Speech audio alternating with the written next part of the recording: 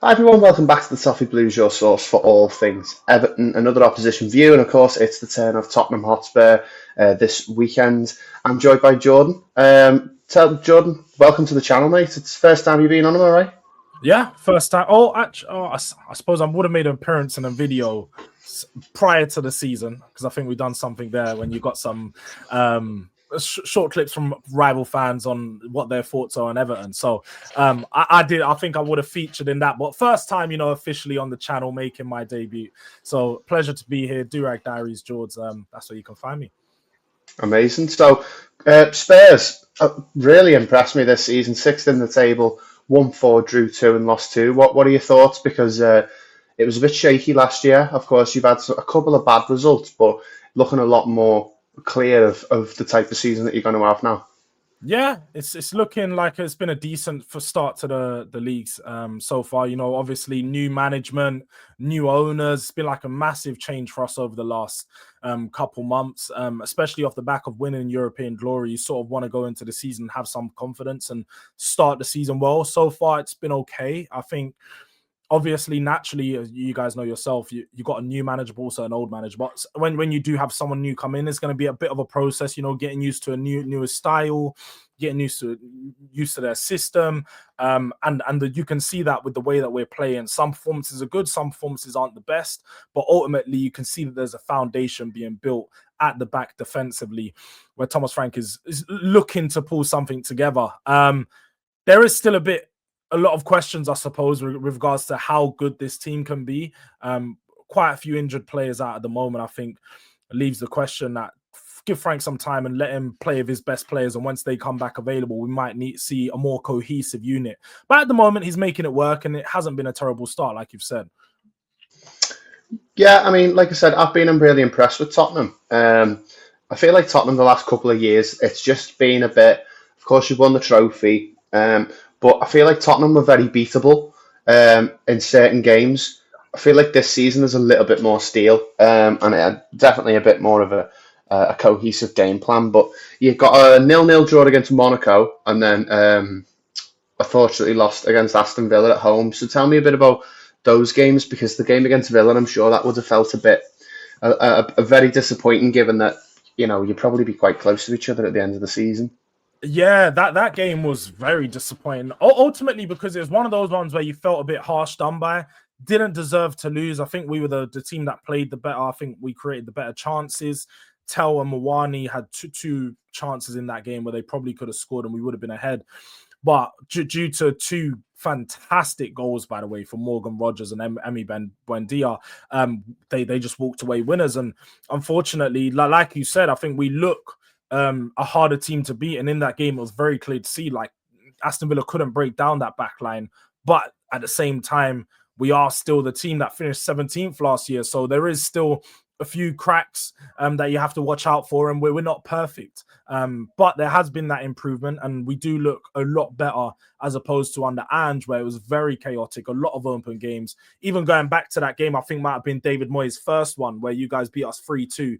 Very open. It was one of a game where you guys didn't have a lot of attacking confidence prior to it, but came up against us and just found yourself open in a lot of space, and Jai and Beto performing really well. So yeah, I think we definitely look a lot better, a lot harder to beat in that sense, but we need to pull it together because that game against Monaco yesterday, it could have been 3 or 4 that we definitely deserved to lose. Showed some character to not lose the game. Vicario, man of the match performance. And yeah, but still going forward, Kudus has looked really good on the ball. He's a problem, and many West Ham fans probably echoed this for a year or two, that he was a very, very good winger. But there's only so much he can do all by himself. And the same problem he's having at West Ham is a similar problem he's having at Spurs. He's having to carry a team at the moment, attacking wise. There's not much options around him that are creating the too many problems. And so it's making it very easy for teams to shut him out. So yeah, Spurs have been, it's like a balance, isn't it? Good at the back, poor at the front, but sort of what's expected. Yeah, I mean, I think for a game like that Monaco game, that was one last season where what I was just talking about, with a bit more steel and more of a cohesive game plan. Of course, it's brilliant to win the trophy, but I actually forgot that you finished 17th last season. It was such a chaotic end to the season, wasn't it? And I think the Europa League completely just put that out of everyone's mind. It's a bit like what Evertonians say that we'd rather finish 17th and win something than, finish 8th or You know, 7th or something it's like that. crazy because Spurs fans used to say that for years. I don't mind finishing 17th if we win a trophy because, when you don't win something in a while, that's your mindset. I was fine with it last year, but I do totally get like if you had to do that a couple years in a row, finish 17th but win something, it's a tough year to do. It's a tough year to Mm. endure, man. Watching your team I lose mean, 20 yeah. times is tough. I mean, we've just hit 30 years without a trophy, so yeah. I mean, like lad, I'd happily take a final day relegation scrap and an FA Cup. 100%. Yeah. But so a lot of good players in Tottenham's team. I love Matthias Tell. I love Bergval. But there's also a couple who came and left during the summer that Thomas Frank made a couple of changes. Tell us a bit about them because there was one Richarlison as well. He was close to leaving and didn't end up going, and he's sort of starting to come good now, isn't he?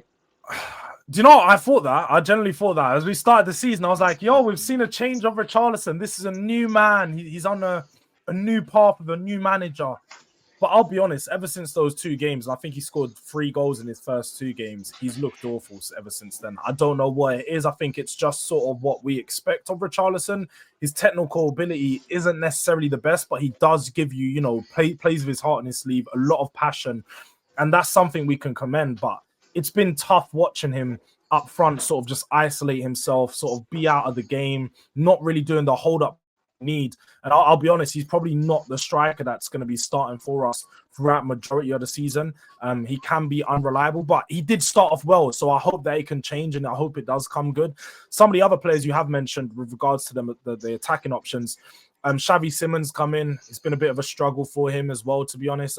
Just not really fitting in with the system and the style, plus the combinations with a few of the other players. And then Tell, Odebert, they're young players who have got talent, who show it in spurts. And I suppose there's little moments when they look really good, and then there's moments where they disappear, as you expect of young players. But as they are getting older, and let's be honest, we're a team competing in the Champions League, I think we want to see more. But I'm open to being patient with them. I think Tell just needs to have a lot of confidence in himself to be able to perform, and that's one of the things that he's struggling with at the moment. And then Odebert looked really good against Monaco, and has been showing some promising signs throughout the weeks of him improving, but in the final third just lacks a bit of that, just the decision making. So I think that's the one of the biggest problems we have is we don't have any natural goal scorers. So especially when we play this game in the weekend, you're probably going to notice Spurs can get to the edge of the box, but it's once we get to the edge of the box, everything starts to slow down and we probably won't be too dangerous. So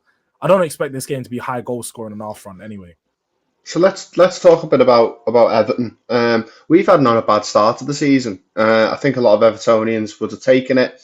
Tell me what your thoughts are going into it, because there's going to be one that's very topical. Of course, Sean Dyche has come back into the Premier League. He's up to his usual. He talks a very good. He talks a very good talk. He's good at talking to the media. And if you listen to his press conferences, you think, wow, this fella's the greatest manager in the world. But since Moyes come in, I think that looking at it from the outside, it's much more stable, isn't it? Yeah, a lot more stable. I'll be honest. I could see this appointment working out from a mile away. Moyes returning to the club that in my lifetime, he was the most successful manager ever. You guys were a competitive European side, would always compete, get to Europe and so on. Like he was a really good manager there. I just felt like it was a match made in heaven. Bring him back home. Time for the new stadium. It just worked out perfectly. And we saw the end to the season you guys weren't really losing at Goodison Park. And this season, I've been really impressed. I think he's started to, especially for you guys, I suppose not many fans look at David Moyes and be like, he plays expansive football. He's not expansive Man City-wise, but compared to Sean Dyche, definitely more expansive. He knows how to get the best out of his players. And he's someone who more of a man manager in the sense of he'll just be like, do you know what, look, Grealish, you do your thing today. We know you're a great player. Just make it work. And that's what he knows what to do. He knows how to get the best out of his best players. At West Ham, he used to do the same with Bowen, Paqueta, and so on. And I think we're seeing that now. Grealish and Jai, two absolute dangerous players, two players that you could say are playing. They could play at the top clubs, no doubt about that. Grealish, I mean, we already knew that. but he's starting to show the talent and quality that he was showing a few years ago. And then Jai he was one of my top targets in the window. I'll be honest, he's such a good player. He gives you that ability where you don't really know what to expect from him. He's so unpredictable on the ball. He's always a problem. He's always a threat. And I've been really impressed. I think you guys look good defensively. You look good going forward. I think there's still some questions regarding the actual squad itself, but I think it's only been one window for David Moyes, or I suppose two windows, but one proper full summer window. So it's going to take some time, but I've been impressed. Definitely worried about you guys this weekend. I'm not going to lie. I'm wary, especially away from home. I think you guys' home record is going to be strong this year. And that's the thing I'm worried about is, correct me if I'm wrong, did you only not concede your first goals at the stadium a few weeks ago, innit? So we've only conceded 2 goals there and we haven't lost yet. Yeah. So we're 3 wins and a draw, I think. At the ground. So Brighton, Palace. 2 wins, 2 draws. We drew with Villa as well. So it's going really well, to be honest. I think and I expected it to go quite well. A lot of people were saying like it's going to be hard to move to the new stadium, but you can probably understand what it's like with Tottenham. That when Tottenham moved stadium, they kept the sort of Tottenham feel about it, and it was very much like it's it was so lauded for how amazing it was when you moved.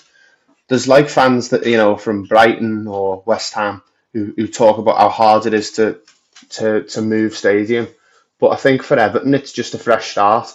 I think Goodison Park have become so toxic that it's working out quite well because it's a ground that we as fans designed. So I think it's going really well, and it's actually a nice feeling going there now because we that we're gonna play some good football and we're gonna hopefully get a bit of the edge having the home advantage. But and Jai, he's one that mate, honestly, I think probably him and Lukaku are the 2 best players I've ever seen in my lifetime at Everton.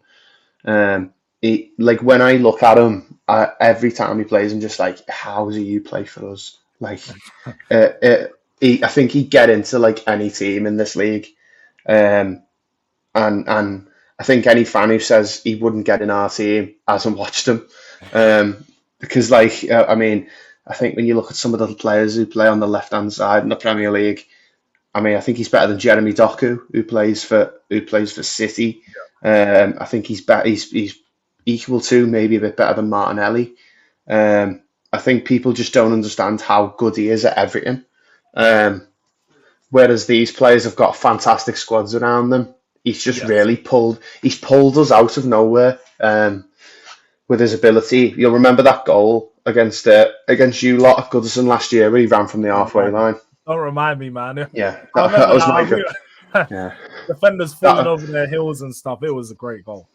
Yeah, it was fantastic. But he's one that now I hate the fact that people are noticing him. I'm just like, just leave him alone. I really, honestly, if he leaves, it's going to be like another Richarlison one where we're just not going to be able to replace him. But for us, I think 8th is where I want it.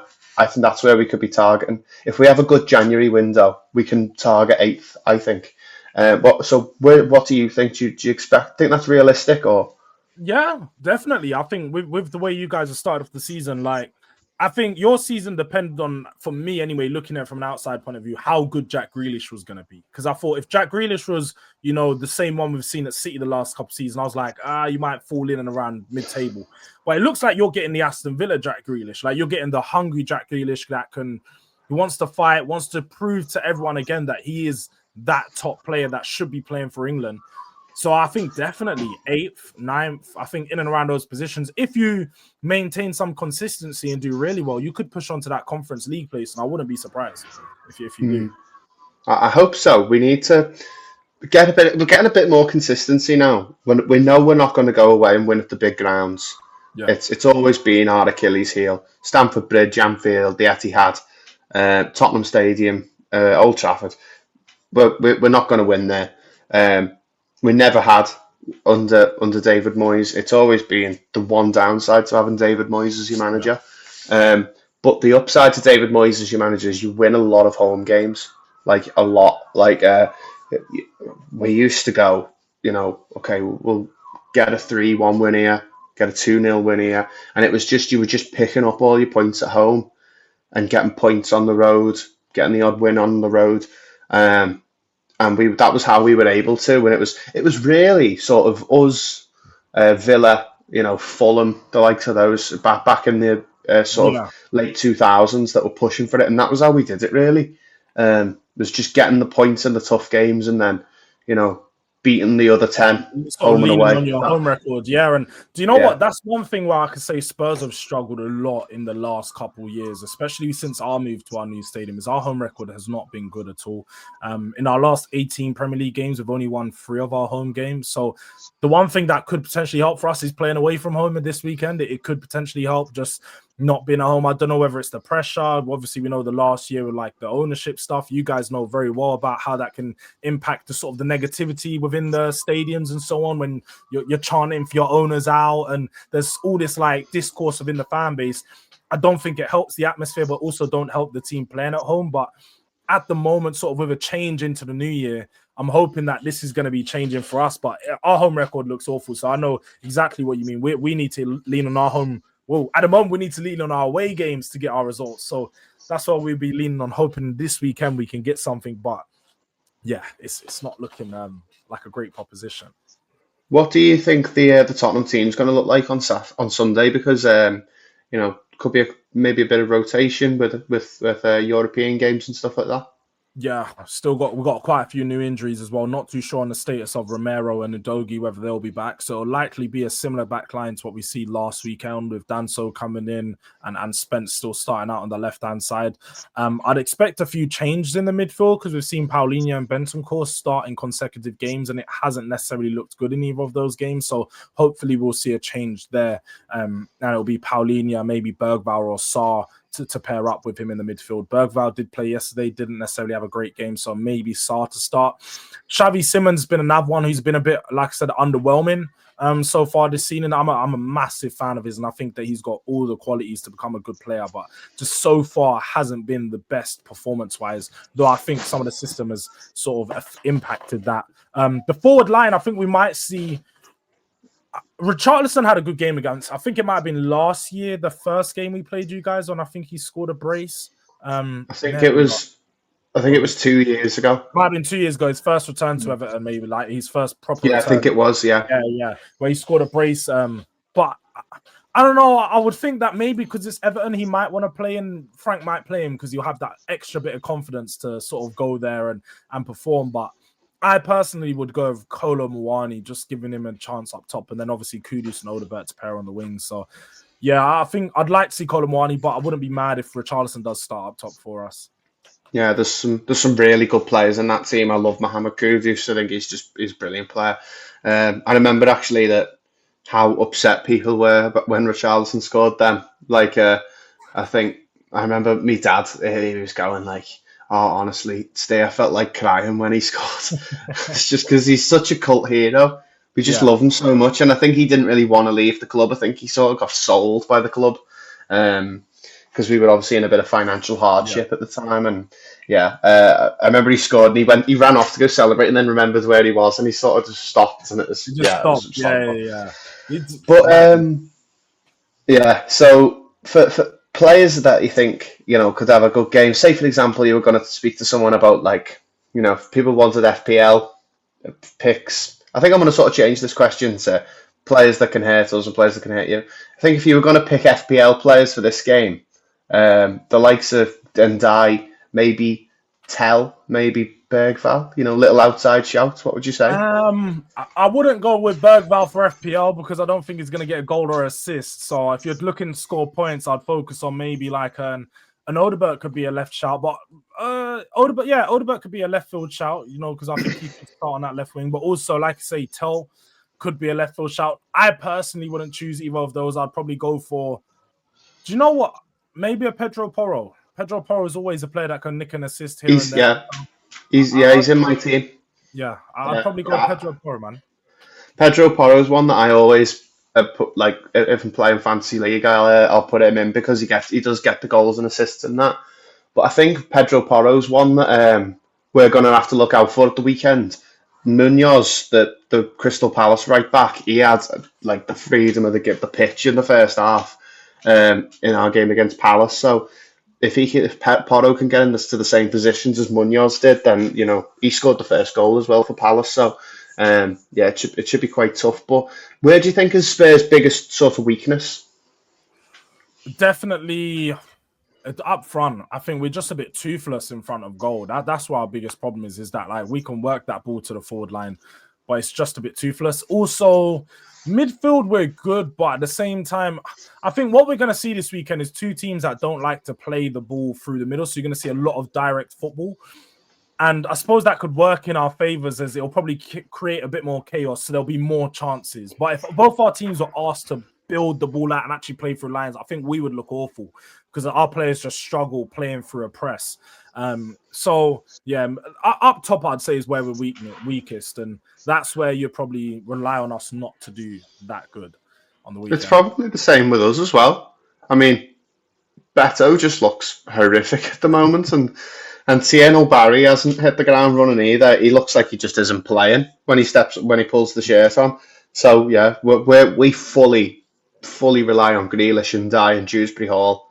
Without them three, we're just absolutely, we've got nothing. I mean, one player I think that could come in this week is Merlin Roll, who we signed from I think it was Frankfurt we signed him from on deadline day on loan. Really big sort of German midfielder who can sort of grab the ball and runs with it. Sort of similar to like a Ross Barkley, Paul Gascoigne type player. I think he might come in this weekend because he got 20. He was injured and then he got 20 minutes after, like against City, so he might get a chance. But let's have a score prediction, George, before this weekend. It's a really it's one I'm not looking forward to. Playing Tottenham because we always either batter it or we get battered. This never. Yeah, it does tend to go that way. It's like you guys beat us quite convincingly, or we beat you quite convincingly. It does tend to go either or. I'm gonna go 1-1. I'll be honest, I just can't see anything more than a draw on our side at the moment. We're just a team that just lack a bit of conviction in the final third, and I'm just not convinced in our goal scorers. So, and plus, I think going away to your ground is just going to be tough. So I'm gonna go 1-1. I'm gonna say 0-0. A bit like we played a game against Aston Villa, and we absolutely battered them, peppered their goal, just couldn't score. And then second half, Villa had about 20 minutes where it looked like they were going to nick it and get one, and they luckily didn't. Which is where we've been good this season. Is if we can't win, then we just make sure we don't lose. So George, thank you so much for coming on, mate. Tell us a bit about Durag Diaries. Yeah, Durag Diaries. Catch me over there. I do mainly Spurs content, but I dib and dabble in some other football club content, React. And whenever we're feeling creative, I guess we just start going into something, and I might start talking on Arsenal, I might talk on Everton, I might talk on Man United, who knows? But you can catch me over there talking football and just entertaining. Live every day at 10 a.m. I try to go live. So if you're looking for live content, you can catch me there at 10 a.m. Brilliant. Make sure you go and subscribe to George's channel. Get your score predictions in for this weekend. And of course, if you head over there, I'm going to do a video with their channel as well after this. So keep an eye out for that. Make sure you like and subscribe to Toffee Blues, and I'll see you in the next one.